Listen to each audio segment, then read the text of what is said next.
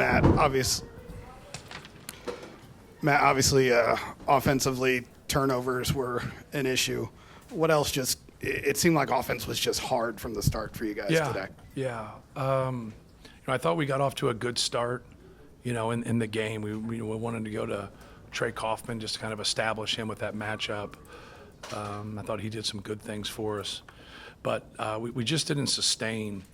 At the same time, Bruce Thornton made some plays to start the game and kind of kept them afloat at that time when we were going. But as the half wore on, I just thought our attention to detail wasn't great. And then I think you see it like in our box outs. Like that's where the number one thing that I thought at halftime, like they had more rebounds than us and they had fewer turnovers than us.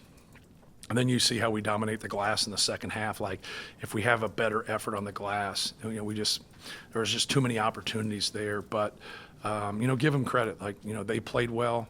They did some really good things.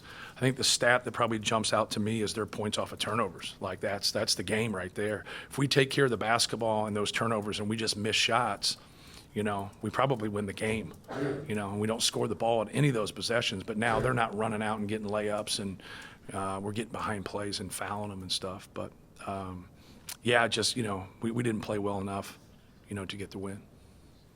What's it like preparing for an interim coach at this point in the season? Just what differences did you see from this Ohio State team today that maybe that you saw on tape earlier this season? Nothing. What stood out? If he was here, the score would have been 73-69 Ohio State. Nothing. He's his assistant. They didn't run anything different. They didn't do anything different.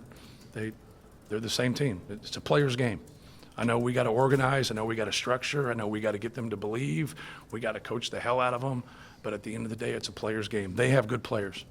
You mentioned the turnovers. What stood out about Zed Key's defense on Zach Edey? Yeah, he did a good job of stripping him. Like, I don't know, whether he was just exposing it or Zed just picked up something, like a pitcher tipping something, But, like, what happened today and him getting those strips, hasn't happened much all year. He does a pretty good job of protecting the ball, but it was a big part of the game, Zed's ability to defend. And, Okpara's, a shot blocker, so you want to get your body on Okpara as much as you can because when he has space, he actually is good on people that he guards, but he's good at his help side blocks too. I wouldn't have thought that would have helped them defensively, by him getting out of the game, but it sure did. Zed did a good job. Matt, kind of going off of that, not only were they good on Zach, they were good getting out on your shooters. Yes.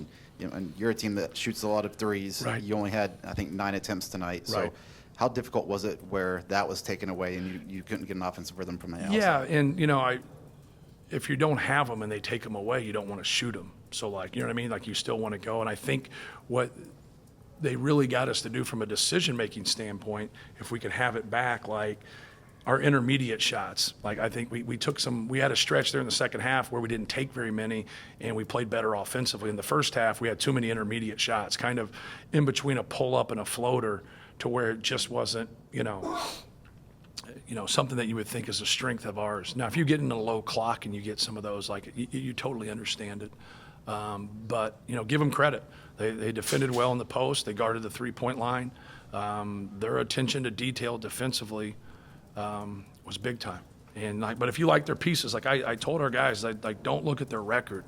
Like Jamison Battle, Okpara, the guys that start for them, they can play anywhere in the country. So, I mean, I don't know what to tell. So I tried to tell our guys. I just said, hey, I recruited a couple of those guys. I said, we've watched them on tape.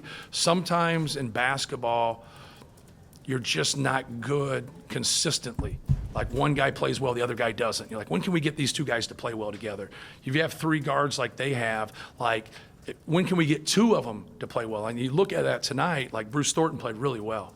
Jamison Battle played really well. Roddy Gale just didn't get as many opportunities as those guys did, but you look at their bench on top of two of their three top guys playing, then you get their bench was better than our bench, all right? So you get that. That's the game. That's what you need, but they haven't gotten that consistently. That's why their record's there. But don't doubt their ability. They have a lot of ability. They have talent. They have good basketball players. They just haven't been consistent together, and maybe this win can help them kind of push on like they did last year because they were damn good at the end of the year last year.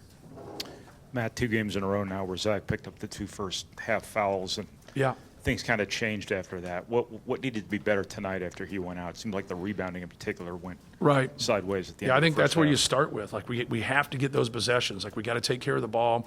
We got to rebound the ball. And then when he goes out, that's going to be an important part of the game.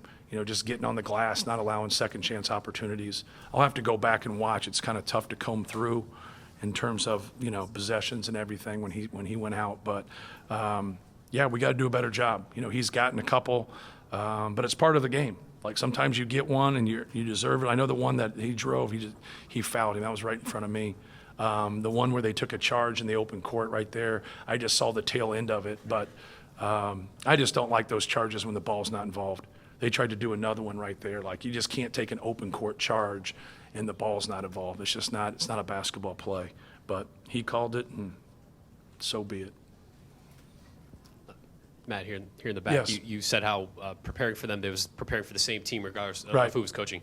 Did you expect a different type of fight, atmosphere, and all the other things that aren't X's and O's as far as an Ohio State team that's been through a week like Yeah. this and coming out with probably a Right. different level of pride or whatever Right. the word might be? I think what's in balance is the psychic of your team. Like, you know what I mean? Like, that's what you don't know about. Like what are they going to do? How are they going to respond?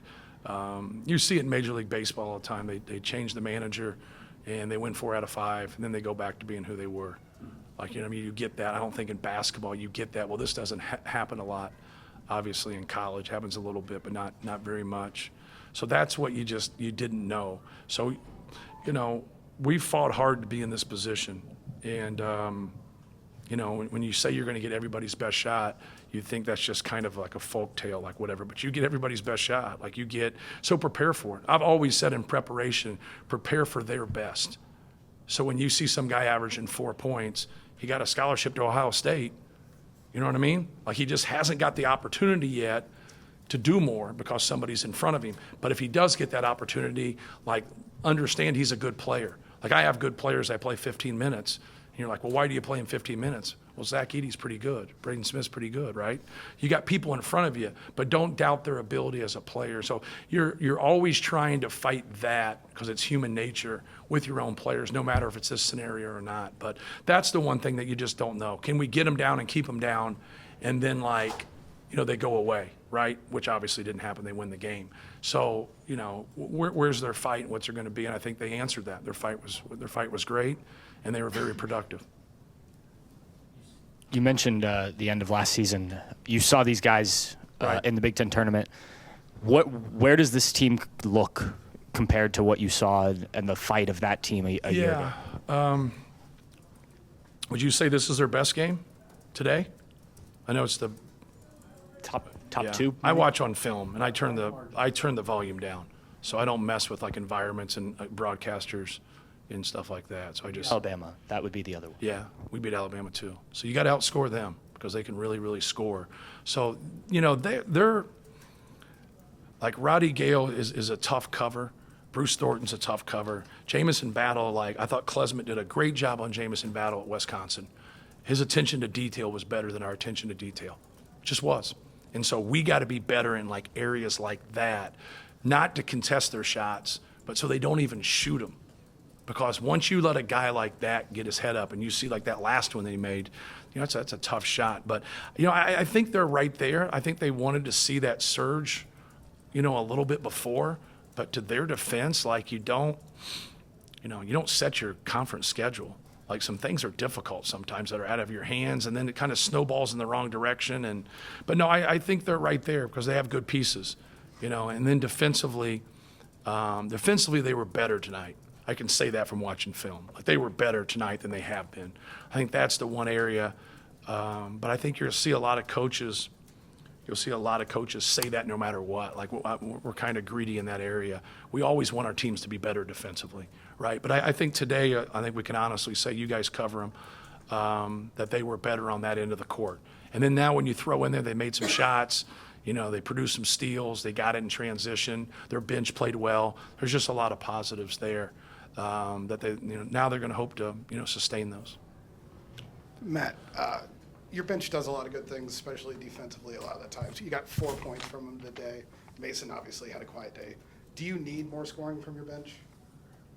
We need more production from our bench. And that's what, I kind of talked to our guys afterwards. When I played, I'd always want the truth, and the truth hurts a lot, right? But if you're a better offensive player than a defensive player, be a two-way player. We need more guys that, if they're out there because of offense, to be better on defense. They're out there on defense, be better on offense. Just accept the truth. It's just as a coach, I've just always tried to accept the truth, and when you can do that, you can fix things. So I think that's the challenge for us, is when things don't quite go our way, can we hang on our defense and get stops and grind out a victory? We've done that this year. We didn't do that tonight. Matt, you talked about the rebounding and the points off turnovers. Yeah. What were some of the similarities you saw in this game and in the games you played against Nebraska and Northwestern in the conference? Yeah. Our 3 losses are all turnovers. I think this is the lowest turnover. I think it's 14, 16, and 17.